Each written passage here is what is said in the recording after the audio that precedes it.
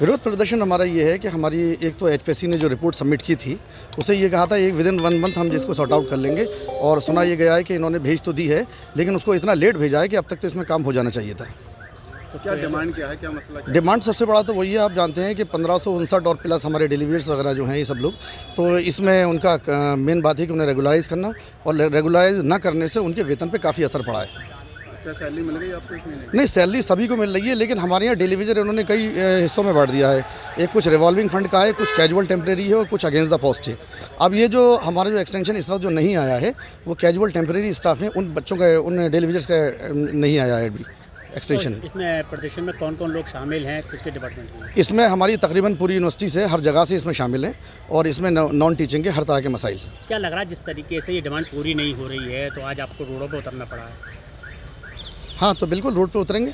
क्या लग रहा है इस चीज़ जो जिस तरीके से आपको काफ़ी समय तक हमको ये लग रहा है कि इसमें हिल हवाली बढ़ती जा रही है और इसमें ये चाहते हैं कि हम टाइम काट दिया जाए और इस मसले को जिस तरह से हमारे एक्स वाइस चांसलर इसको छोड़ के चले गए इसी तरह से हम अपना टाइम पूरा करके चले जाएंगे। हम मेमोरेंडम देने आए हैं इस वक्त और हमारी कोशिश ये होगी रजिस्ट्रार साहब खुद आए से मेमोरेंडम को रिसीव करने के लिए। अभी आपने गो बैक के भी डाला रजिस्ट्रार साहब? जी बिल्कुल। ऐसा क्यों भाई? हमारे मसले हल अटके हुए हैं, अगर हमारे मसले हल नहीं है तो हमें तो जाहिर सी बात है वो रजिस्ट्रार चाहिए जो नॉन टीचिंग के मसाइल को हल कर सके। क्या नाम आपका? नज़र हैदर। अस्सलाम वालेकुम, मेरा नाम शाजिया अफरोज़ है, मैं वुमेंस कॉलेज से हूँ। हम इस लड़ाई के हम भी एक हिस्सा हैं, एक विक्टिम हैं यहाँ के, और ये लड़ाई हमारी दिसंबर से शुरू हुई थी और इसमें हमें बस तसल्लियाँ देते ही जाते रहे, एक्सटेंशंस 6-6 महीने का देते रहे, लेकिन हमारा मेन मोटो था, हमारा 18 साल 20 साल 25 साल से यहाँ पे लोग काम कर रहे हैं, हमारे लिए किसी ने कन्फर्मेशन का आज तक कभी किसी ने नहीं सोचा, किसी भी प्रशासन के किसी भी अधिकारी ने हमारे कन्फर्मेशन के लिए नहीं सोचा। आज हम इस मोड़ पर आके खड़े हैं कि हमारे लिए जो एक हाई पावर कमेटी बनाई गई थी, उस हाई पावर कमेटी ने ईसी मेंबर को एक फ़ाइल पुटअप करी थी जिसमें कट ऑफ डेट्स दी गई थी, वो फाइल लीगल ओपिनियन के लिए गई थी, उसमें इतना डिले करा जा रहा है, हमारे हर काम को इतना डिले किया जा रहा है ताकि हमें और आगे जाके और परेशानियों का सामना करना पड़े।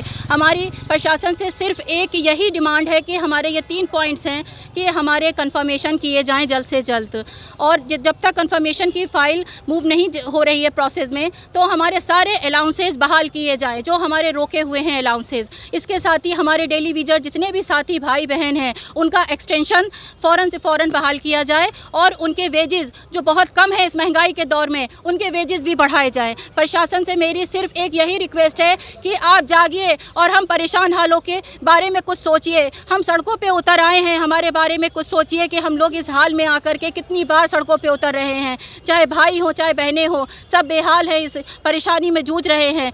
आप सबसे यही रिक्वेस्ट है कि आप हमारे बारे में जल्द से जल्द कोई मजबूत और ठोस कदम लें और हम कन्फर्मेशन हमारे के बारे में सोचें। हम कन्फर्म, मैं 18 साल से इस यूनिवर्सिटी में यहाँ पे एक एम्प्लॉय हूँ, अभी मैं टेम्परेरी हूँ अभी यहाँ पर, लेकिन 18 साल से हम लोगों के लिए कोई प्रोसेस नहीं हुआ। अंदरूनी खाना तमाम अपॉइंटमेंट होते रहते हैं लेकिन हम लोग जो पिछले सब चले आ रहे हैं उनके बारे में कभी किसी ने नहीं सोचा। आप लोगों को नजरअंदाज क्यों किया जा रहा है, क्यों नहीं आपके लिए? ये तो अंदर अथॉरिटीज़ जाने की जो वहाँ से पेपर्स आते थे हम लोगों के लिए, उसमें कन्फर्मेशन और सीटें फुल करने की हमेशा बात रखी गई, लेकिन यहाँ पे फाइल्स में पेपर हमेशा दबा दिए गए, कभी बाहर नहीं ओपन खोल के आए, कभी चीज़ें हमारे बारे में किसी ने सोची ही नहीं कि हम लोग इतने साल से पुराने एम्प्लॉयज़ काम कर रहे हैं, हमारा भी कन्फर्मेशन एक राइट है, हमारा भी एक हक है, ताकि हम कन्फर्म हो तो हमारे पीछे जितने भी डेली वीजर भाई बहनें हैं उनका भी नंबर आए, उनके भी परिवार हैं, उनके घर में भी माँ बाप बच्चे हैं, लेकिन उनके बारे में भी कोई नहीं सोचता। ना उनके 1259 एक जगह है और डेली वीजर्स